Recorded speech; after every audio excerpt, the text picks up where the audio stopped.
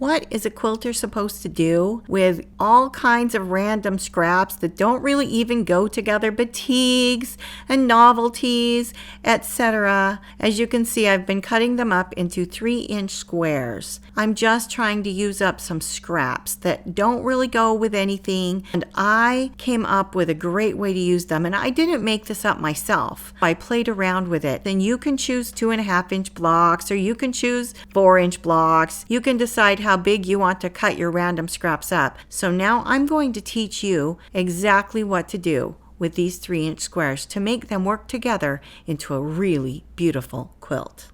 Now, when I said exactly, what I really meant is you get to put on your creation cap, where you just get to play with the fabrics. You saw that a couple of those were sewn together. That's because they're a part of another project, and I left them sewn together because they were 3-inch blocks, so I'm making them work that way. I started in the corner with a light yellow, and then you can see that I'm doing yellows that are kind of goldy, and then I'm turning into kind of greeny yellows. And as I lay this out, my plan is to start at the corner and then go with color. It has nothing to do with the print. So when the print doesn't really go next to the other print and it's not something you would generally put it with, you don't have to care, because we're just working on the cohesiveness of color. And it's okay if you put the same fabric next to itself, because we really are just putting it together in color. Now, I left this part in where I have a struggle with this green. I lay it there and I keep laying things out, and pretty soon, as you're creating, maybe it feels like an eyesore and you think, I don't know,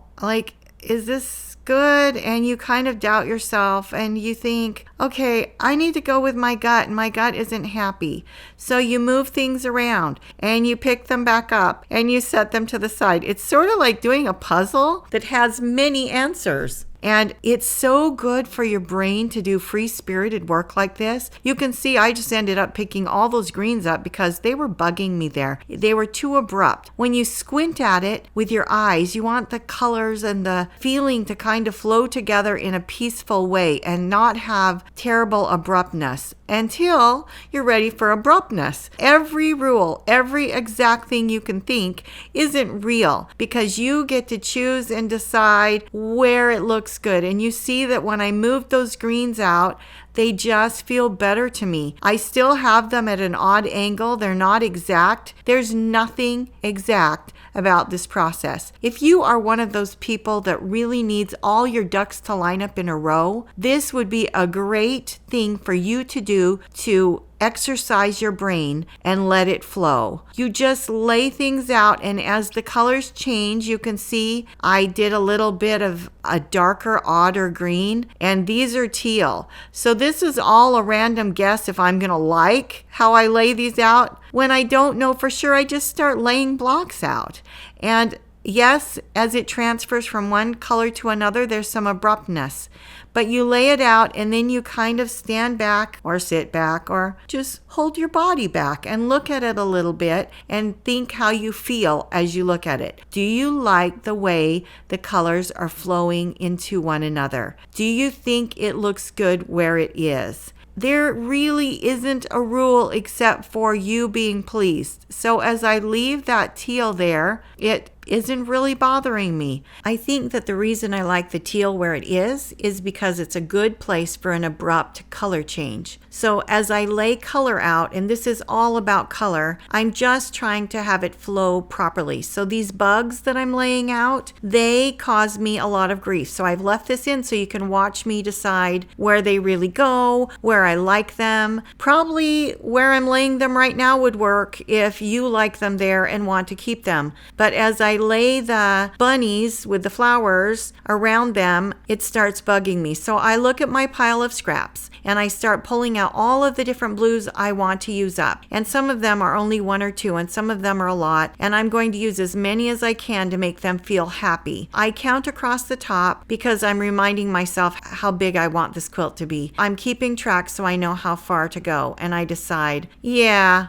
the insects bug me. I want to put the flowers with the bunnies next to the turtles. So I pick them back up. I'm still going to use them. I just have to lay them in a place that feels happy to my brain. I look through my blues and I get the darks, and then I decide where I should have the bugs be, because we're going to start flowing into lighter blues. These are really wacky ones, and I'm trying them out to see if I like them where I'm putting them. I'm going to do blues into the lighter blues and then turn it into an even lighter, creamier thing. See how those wild ones are on the edge? It works because they're on the edge, and I find some that I like better there, and I just pick it up, lay it down, pick it up, lay it down. All your wacky scraps really can go together if you just think of them as color. It doesn't have to matter what's printed on them.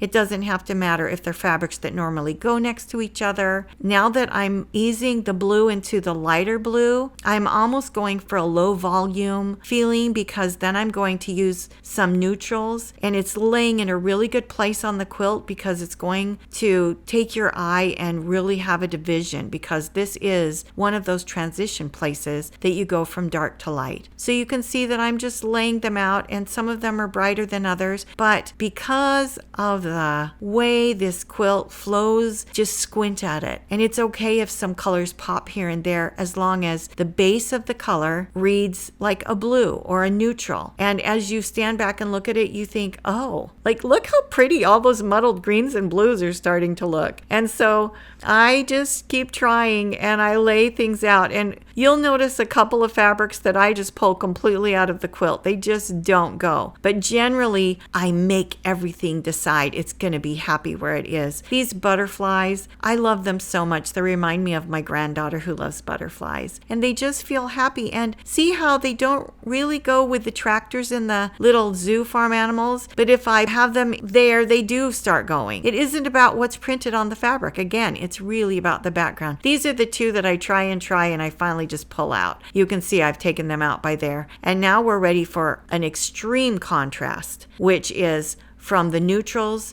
to really dark purple. And it will just give a really decisive line to the quilt, and I knew I had enough to do a whole row, and so I did. And then I went for the lighter value, which I don't have enough of these. So they're just going to flow in and out with what fabrics I do have. And you just use your odd fabrics and you make them work.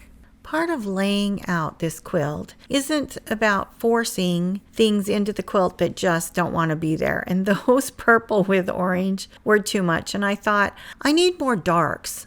I didn't have enough darks cut out, so I went and looked through my scraps again, and I found these that you're seeing me cut, a few more purpley purplas, and some darks to go with it. You can see that I have more of the dark purple there. I found that scrap and cut the rest of them out because I thought I may as well use this up and use them all. I think it will make the quilt flow better. So you see that I just pick up the lighter ones for now, and I start laying out these really dark purples so that it's thicker. Down here, this is one of the tricks. You don't have to have everything in a row. Sometimes bunching up a color when you don't have enough is the answer. So let yourself just make stuff up. This one, I do the same bunch it up thing. And when the quilt is finished and you look at how it's bunched up, you'll see that it really does something happy to your brain and your eye. It's like enough to do a whole row and have a little bit of a bunch coming out the other side. And so just do what feels good. You'll start having a feeling of balance as you lay this out and look at it and decide where you want things and what you want to do.